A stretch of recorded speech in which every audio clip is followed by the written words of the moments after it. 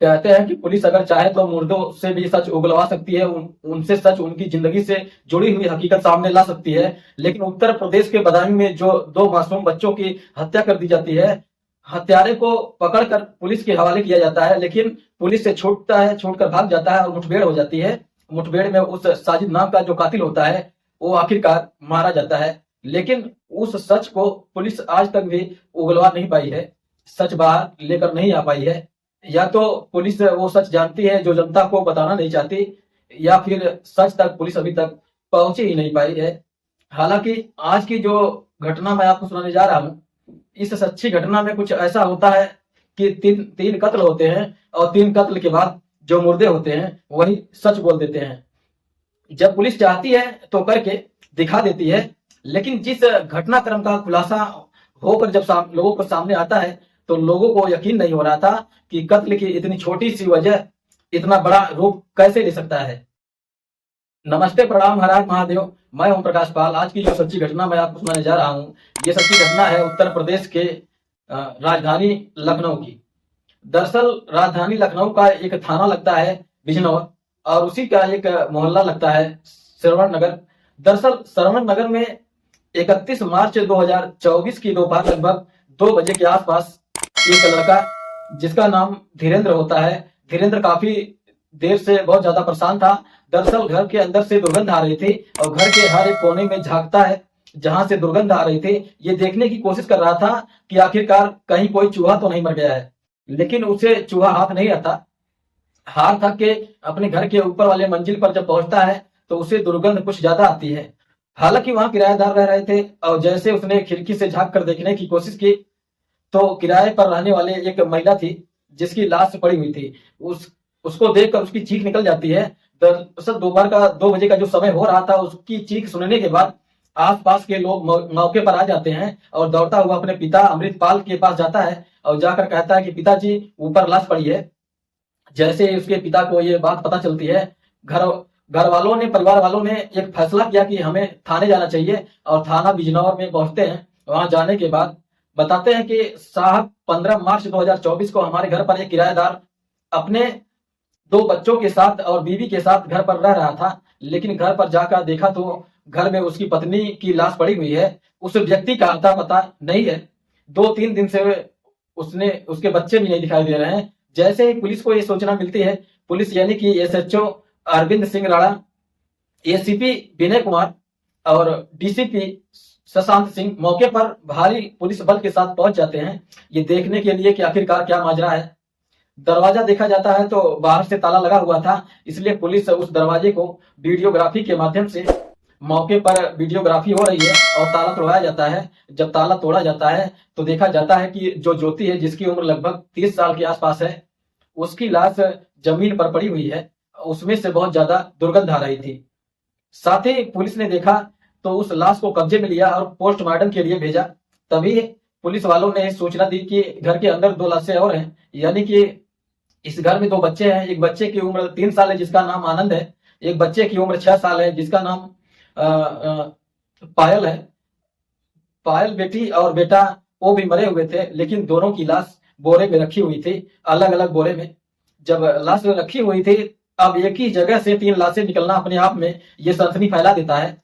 थोड़ी ही देर में यह खबर सूचना सोशल मीडिया पर वायरल होने लगती है कि एक ही घर में 3 लोगों की हत्या हो गई है। कौन है हत्यारा, किसने हत्या की है?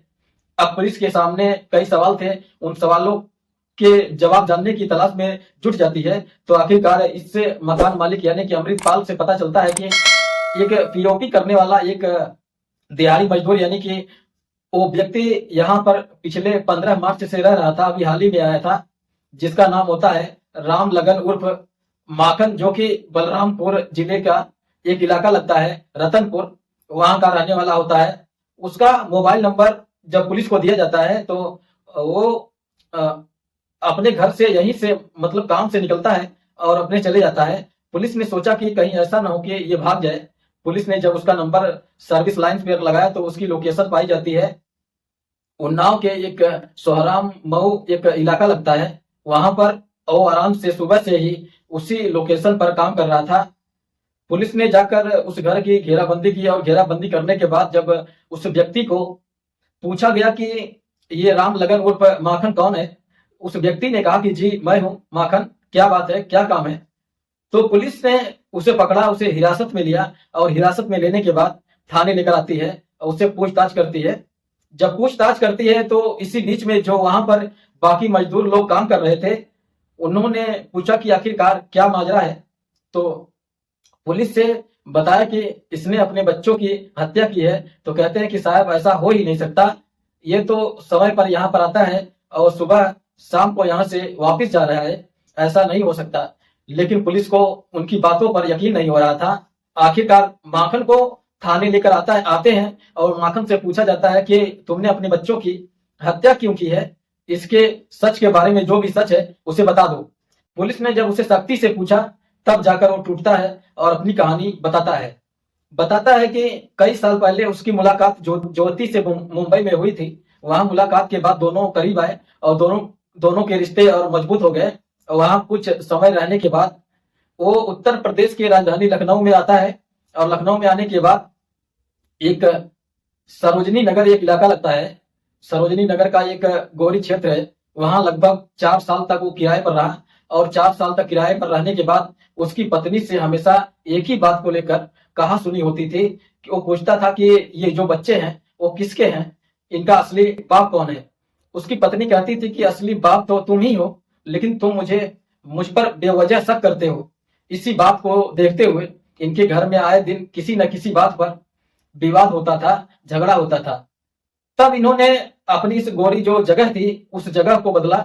वहां से हटकर ये बिजनौर थाना क्षेत्र के सिरवर नगर में जाकर रहना शुरू कर देते हैं। और 28 मार्च 2024 की रात जब ये काम करके वापिस अपने घर पहुंचता है तो अपनी पत्नी से बातचीत करने के दौरान उसने फिर वही सवाल कर दिया कि ये बच्चे किसके हैं। मुझे तो लगता है ये बच्चे मेरे हैं ही नहीं, न इनकी शक्ल मुझसे मिलती है, न इनकी आदतें मुझसे मिल खाती है, ये बच्चे मेरे नहीं हैं। जब ये माखन ने बार बार अपनी पत्नी को यही बात कही तो पत्नी से यानी कि ज्योति से उसका कहा सुनी शुरू हो जाती है। जब कहा सुनी शुरू होती है तभी बात हाथा बाही तक पहुंच जाती है। वो अपनी पत्नी के गले में एक रुपट्टा डालता है और रुपट्टा डालने के बाद पूरी ताकत से तब तक खींचता रहता है जब तक के उसके प्राण नहीं निकल जाते। वो दम नहीं तोड़ देती और जैसे ही वो दम तोड़ देती है जमीन पर गिर जाती है। उसके बाद उसके जो हरकतें थी उस पे जो बहसीपन था, उसकी जो सर पर खून सवार था, वो तब भी शांत नहीं होता। और उसकी बेटी और बेटा आराम से सोए हुए थे। पहले उसने अपने बेटे का गला दबाया, उसकी हत्या कर देता है, फिर अपनी बेटी की गला दबा कर हत्या कर देता है। हत्या करने के बाद अब उसके समझ में नहीं आ रहा था कि आखिरकार इन लाशों को कैसे ठिकाना लगाएं और इस घर से किराए से मकान से पहली मंजिल से कैसे इन लाशों को बाहर ले जाए। उसके घर में 2 बोरी रखी हुई थी। उसने एक बच्चे को बोरी में डाला, दूसरे बच्चे को बोरी में डाला और वो सोचने में लग गया कि आखिरकार कब मौका मिलेगा, कब इन दोनों बच्चों को बाहर फेंक करा जाएगा। लेकिन जब उस बोरी को उठाकर, उस लाश को उठाकर बेटा और बेटी की वहां से निकलने की कोशिश करता था तो मकान मालिक कुछ न कुछ काम करता दिखाई देता था। ऐसा लगता था कि न जाने क्यों ये उसी की आहट से मकान मालिक जाग रहा है। और मकान मालिक को इस बात को कोई सुध नहीं थी, कोई पता ही नहीं था कि उसके ही घर के अंदर पहली मंजिल पर 3 कत्ल हो चुके हैं।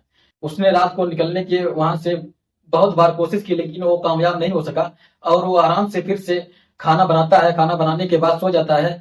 दिन निकलता है और 29 तारीख को काम पर चले जाता है और 29 तारीख की रात वो पूरी रात इंतजार करता है कि आखिरकार कब मौका मिले, कब लाश को ठिकाने लगाए।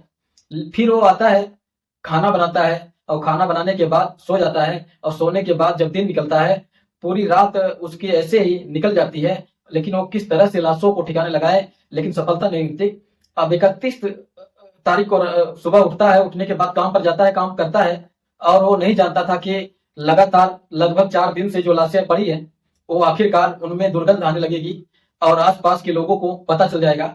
और मकान मालिक को जैसे ही पता चलता है पुलिस को बुलाया जाता है। पुलिस आती है, उसको न केवल लाशों को बल्कि इस कातिल को भी गिरफ्तार करती है, उससे सच उगलवाती है। जब सच सामने आता है तो सच ये था, उसने अपनी बच्चों की हत्या सिर्फ इसलिए की थी जो कि उसको शक था इसके बीवी का किसी और व्यक्ति के साथ अवैध संबंध है और अवैध संबंधों के चलते एक बेटा और एक बेटी पैदा हो जाती हैं। जिसको वो अपना मान ही नहीं रहा था।